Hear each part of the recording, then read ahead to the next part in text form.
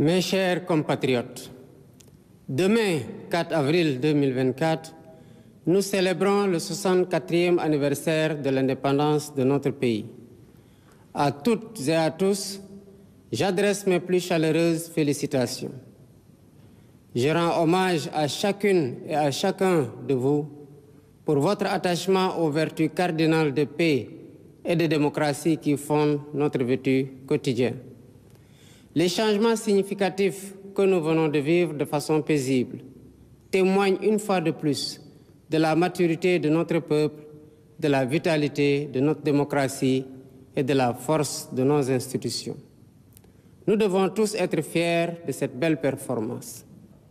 Cette année encore, par la grâce divine, notre fête nationale se déroule sous le signe de la communion spirituelle avec la semaine sainte pascale qui vient de conclure le carême, le mois de Ramadan qui tire également à sa fin. Cette année encore, par la grâce divine, notre fête nationale se déroule sous le signe de la communion spirituelle avec la semaine sainte pascale qui vient de conclure le carême, le mois de Ramadan qui tire également à sa fin. Compte tenu des circonstances, en lieu et place du défilé traditionnel, je présiderai demain, au Palais de la République, une cérémonie de levée des couleurs sobre et symbolique. Ce soir, alors que nous célébrons notre liberté retrouvée, mes pensées vont à nos vaillants résistants, héros célèbres ou méconnus, qui, se donnant corps et âme, ont défié l'odieux système colonial et sa prétendue mission civilisatrice pour défendre la liberté de notre peuple et ses valeurs de culture et de civilisation. Je voudrais également saluer avec respect et affection nos anciens combattants qui ont sacrifié leur jeunesse loin de leur famille au prix de leur liberté et de leur vie. Je rends un vibrant hommage à mes prédécesseurs, les présidents Léopold Sédar Senghor, Abdou Diouf, Abdoulaye Wade et Macky Sall, qui, chacun, a apporté sa pierre à l'œuvre de construction nationale. C'est sur la base de ce legs que je veux poursuivre avec vous notre quête collective du Sénégal de nos rêves. Mes chers compatriotes, la fête nationale met à l'honneur nos forces de défense et de sécurité. À vous, officiers, sous-officiers et militaires du rang, qui avez choisi le métier risqué des armes, je réaffirme la reconnaissance de la nation. Je vous exprime ma fierté, mon soutien et mon entière confiance dans vos missions au service de la patrie, de la paix en Afrique et dans le monde. Je salue la mémoire de nos djambars tombés au champ d'honneur et souhaite prompt rétablissement aux blessés. L'État restera toujours solidaire de leur famille avec soin et compassion. Le thème de cette édition, les forces armées au cœur de la cohésion nationale, nous interpelle par son actualité et sa pertinence. Il nous rappelle qu'au-delà du cérémonial, la fête nationale est surtout l'occasion d'une introspection individuelle et collective sur notre commun vouloir de vie commune. Nos forces de défense et de sécurité, sous le concept armée-nation, symbolisant la diversité et la cohésion de leurs composantes socio-culturelles, nous offrent un bel exemple de ce que doit être le vivre ensemble sénégalais. En tant que chef suprême des armées et garant de l'unité nationale, je suis déterminé à préserver notre vivre ensemble, hérité de nos ancêtres, parce que nous n'avons qu'une seule patrie, le Sénégal, notre abri commun, que nous aimons tous, qui ne commence pas par nous et ne finit pas avec nous. Dans cet esprit, mon rôle, et je l'assume pleinement, est de tendre la main à toutes et à tous pour rassembler, rassurer, apaiser et réconcilier afin de conforter la paix, la sécurité et la stabilité indispensables au développement économique et social de notre pays. De l'Est à l'Ouest, du Nord au Sud, je souhaite que notre cher Sénégal reste uni et indivisible, en paix, en harmonie avec notre devise nationale, un peuple, un but, une foi. Nous le devons à nous-mêmes, nous le devons à nos enfants, nous le devons aux générations futures.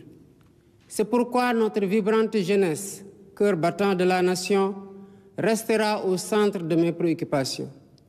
Chers jeunes du Sénégal, je fais mien vos rêves, vos aspirations et vos ambitions légitimes de réussir pour être utile à vous-même, à vos familles, à vos communautés et à votre pays. L'éducation, la formation au métier, l'emploi, l'entrepreneuriat des jeunes et des femmes restent des défis majeurs à relever. J'en ferai une priorité élevée des politiques publiques en concertation avec le secteur privé. Nous devons à cet effet revisiter les mécanismes existants, les améliorer et les rationaliser afin qu'ils répondent mieux aux besoins d'emploi et autres activités génératrices de revenus pour les jeunes. Pour encourager la création d'emplois, je compte m'appuyer sur un secteur privé fort parce que soutenu par l'État. Sur la base de nos besoins prioritaires, nous travaillerons ensemble pour endogénéiser notre économie. Bien entendu, le secteur privé international aura son plein rôle à tenir. Les Sénégalais sont braves, mais ils sont fatigués et attendent de nous des solutions contre la vie chère. La question du coût de la vie me préoccupe particulièrement et retient toute mon attention. Dans les jours à venir, des mesures fortes seront prises dans ce sens, après les concertations que j'entreprendrai avec les acteurs concernés. Mes chers compatriotes, de l'indépendance à nos jours, notre système politico-institutionnel et judiciaire a vécu bien des péripéties, les unes plus heureuses que les autres. 64 ans après, le moment me semble venu de tirer les leçons de nos réussites et de nos échecs pour une gouvernance publique plus moderne, plus républicaine et plus respectueuse des droits humains.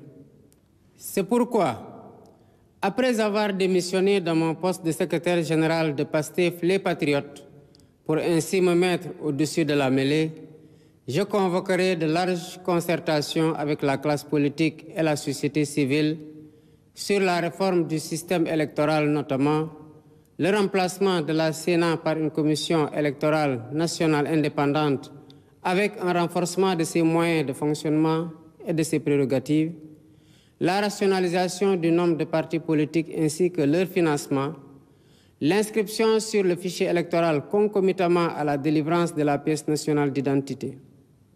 Par ailleurs, pour redorer le blason de la justice, lui redonner le prix qu'elle mérite et la réconcilier avec le peuple au nom duquel elle est rendue, j'entends organiser des assises regroupant les professions du métier, magistrats, avocats, huissiers, greffiers et autres auxiliaires de justice, les professeurs d'université et les citoyens pour identifier des pistes de solutions aux problèmes de la justice. Dans la quête d'un Sénégal meilleur au bénéfice de tous, j'entends instaurer une gouvernance vertueuse fondée sur l'éthique de responsabilité et l'obligation de rendre compte. En outre, j'engagerai sans tarder une politique hardie de bonne gouvernance économique et financière par la lutte sans répit contre la corruption, la répression pénale de la fraude fiscale et des flux financiers illicites, la protection des lanceurs d'alerte, la lutte contre le détournement des deniers publics et le blanchiment d'argent, l'amnistie des prête-noms et leur intéressement sous conditions d'autodénonciation, la publication des rapports de l'IGE, de la Cour des comptes et de l'OFNAC. De même, l'exploitation de nos ressources naturelles qui, selon la Constitution, appartiennent au peuple, retiendra particulièrement l'attention de mon gouvernement.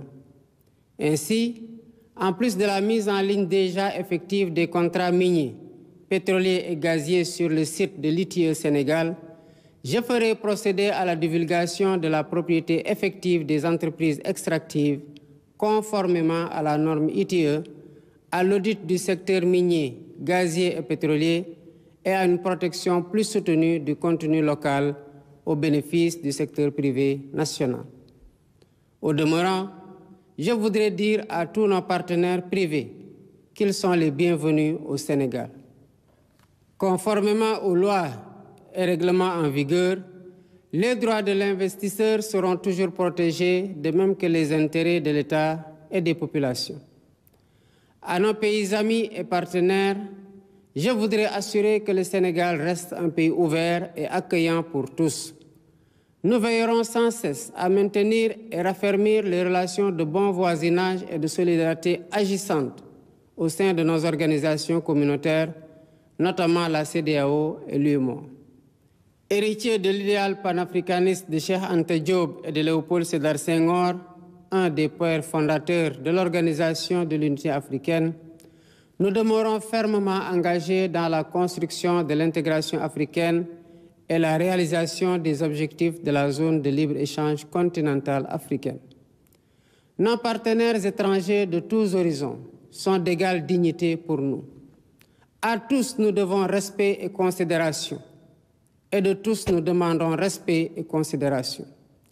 Nous resterons engagés pour une gouvernance mondiale plus juste et plus inclusive, dans le respect de l'égale dignité des valeurs, de culture et de civilisation. Mes chers compatriotes, la fête nationale, symbole de notre souveraineté, nous rappelle que nous sommes seuls face à notre destin et que personne ne fera à notre place ce que nous ne sommes pas disposés à faire pour nous-mêmes. Nous avons la responsabilité historique de conforter notre souveraineté en rompant les chaînes de la dépendance économique par le culte permanent du travail et du résultat. Dans cet esprit, l'administration doit agir à tous les niveaux de façon plus accueillante et plus efficace pour les usagers du service public. Nous devons bannir de nos pratiques les procédures et formalités indues qui altèrent l'efficacité de l'État. Dans cet objectif, j'entends investir massivement dans la digitalisation des services et des procédures administratives. De même, il y a urgence à gagner notre souveraineté alimentaire en investissant plus et mieux dans l'agriculture, la pêche et l'élevage, les trois mamelles nourricières de notre pays. Je tiens particulièrement à ce que les subventions substantielles dépensées chaque année dans la campagne agricole bénéficient aux véritables producteurs et non à des acteurs intermédiaires. En définitive, mes chers compatriotes, l'indépendance que nous célébrons demain est certes un événement festif, mais aussi et surtout un test de résilience et de grandeur pour la nation. Notre mérite et notre honneur, c'est de réussir l'épreuve en affichant une confiance résolue en nous-mêmes pour vaincre nos peurs et nos doutes, surmonter les obstacles devant nous et poursuivre ensemble notre marche solidaire vers notre destin commun, main dans la main, épaule contre épaule. C'est à cela que je vous invite dans la communion des cœurs et des esprits. Vive le Sénégal en paix et en sécurité, unis, libres et prospères. Bonsoir et bonne fête de l'indépendance.